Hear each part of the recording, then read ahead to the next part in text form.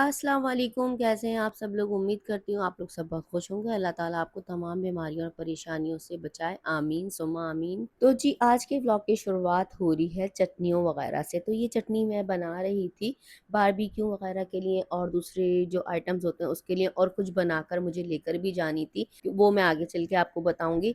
और यहाँ पर कपड़े वगैरह भी धुल रहे थे क्योंकि धुलाई वगैरह भी चल रही थी। क्योंकि ये चांद रात से 2 दिन पहले का व्लॉग है तो ये लेट बहुत हो गया था क्योंकि मेरी बेटी की थी तबीयत खराब, फीवर चढ़ रहा था, उतर रहा था। और फिर हम रात में आ चुके थे अपने चचा ससुर के घर। जो वो चटनी मैंने बनाई थी तो वो यहाँ पर भी लेकर आई थी क्योंकि गोलगप्पों की पार्टी रखी हुई थी यहाँ पर, तो वो इंजॉय करने के लिए हम सब बैठे थे कि गेट टुगेदर हो जाएगा। असल में इन्होंने ना गोलगप्पे फार्म हाउस पर बहुत इंजॉय किए थे। इन्होंने क्या, सभी ने ही इंजॉय किए थे, लेकिन इन्होंने वहीं से ही कहना शुरू कर दिया था कि मैं अपने घर पे जो है ना गोलगप्पा पार्टी रखूंगा।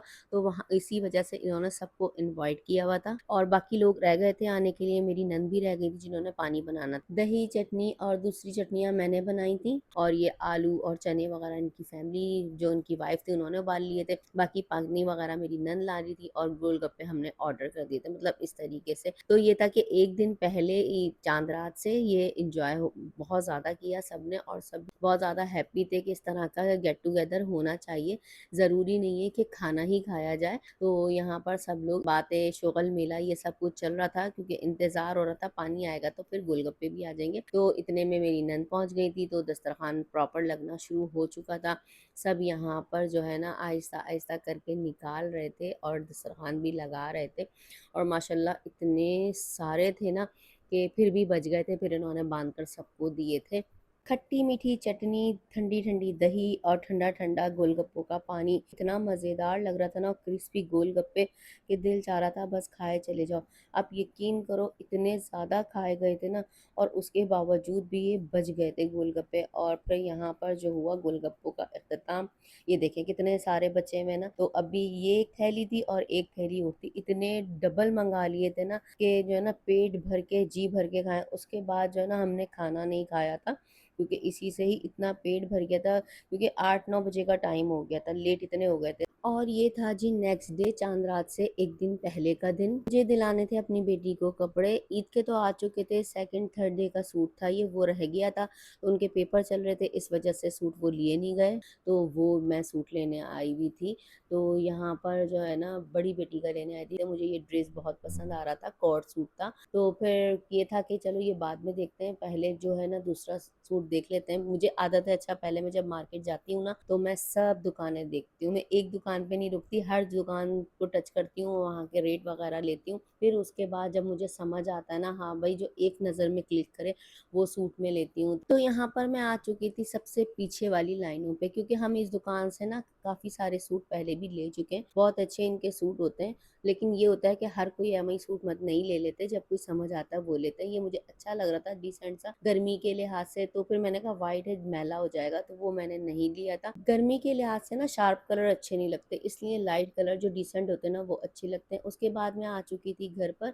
घर पर आके मैंने चिकन फ्राई बनाया जल्दी से, और मैंने पानी वानी ऐड नहीं किया था क्योंकि टमाटर से ही इतना पानी आ जाता है चिकन के अंदर, तो ज़रूरत ही नहीं पड़ती। और यहाँ पर मैंने सोचा जल्दी से अब इसकी भुनाई कर देती हूँ क्योंकि पानी इसका अब होने लगा है खुश्क, ऑयल आ जाएगा ऊपर, तो फिर हम खाना खाएंगे। तो यहाँ पर जो है ना मैं जल्दी जल्दी भुनाई करी थी क्योंकि हमने ना बाजार में कुछ खाया नहीं था, क्योंकि बेटी की छोटी वाली की तबीयत ठीक नहीं थी ना, तो उसकी वजह से भी हम लोग अवॉइड करते हैं बहुत सारी चीज़ें।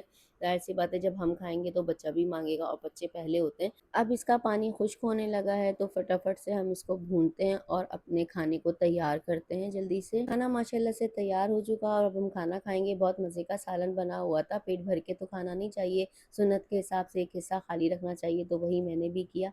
और फिर मैं आ चुकी थी बाहर की तरफ, तो मैंने सोचा आप लोगों को बाहर का मंजर दिखाती थी कि सुबह सुबह मॉर्निंग हो रही थी और सब यहाँ पर जाग रहे थे, बैठे हुए अपने गायों की हिफाजत वगैरह कर रहे थे। तो यहाँ इस तरह से बाइकें वगैरह लगा के ना बंद कर देते हैं जगह। और फिर उसके बाद मैंने निकाली थी मलाई क्योंकि मुझे फ्रिज खाली करना था। तो ये बहुत ज़्यादा जमी रह जाती वरना बर्फ़ में, तो इस वज़ह से मैंने इसको निकाल लिया था। मैंने कहा इसके मैं निकाल लूँगी घी, ताकि जो है फ्रिज खाली हो जाए। और फिर ये रात ही रात में हमने सारी सफाई वगैरह की थी, क्योंकि घर बहुत ज़्यादा गंदा हो रहा था और कितना देखिए एक्स्ट्रा सामान निकला है कि सुबह जो है ना कचरे वाला आएगा तो हम उसको दे देंगे। जितनी भी सफाई कर लो, जब डीपली सफाई करो ना, इतना एक्स्ट्रा सामान निकलता है और कपड़े वगैरह भी इतने ज़्यादा निकले थे ना, फिर वो हमने एदी सेंटर में देने थे। तो हमने कहा ईद जब चली जाएगी ना, तो उसके बाद हम चौथे दिन जाके ना एदी सेंटर में दे देंगे। इतना कचरा निकला है ना कि जिसकी कोई हद नहीं। असल में ना ऊपर स्टोर पे जो ना सीलन आ गई थी, वहां से भी डब्बे निकाल के डिस्कार्ड किए। और ये था जी अरफा का दिन, तो ये हमने रोज़ा रखा हुआ था अल्हम्दुलिल्लाह से, और माशाल्लाह बहुत अच्छा रोज़ा गुजरा था हमारा अरफे के दिन का।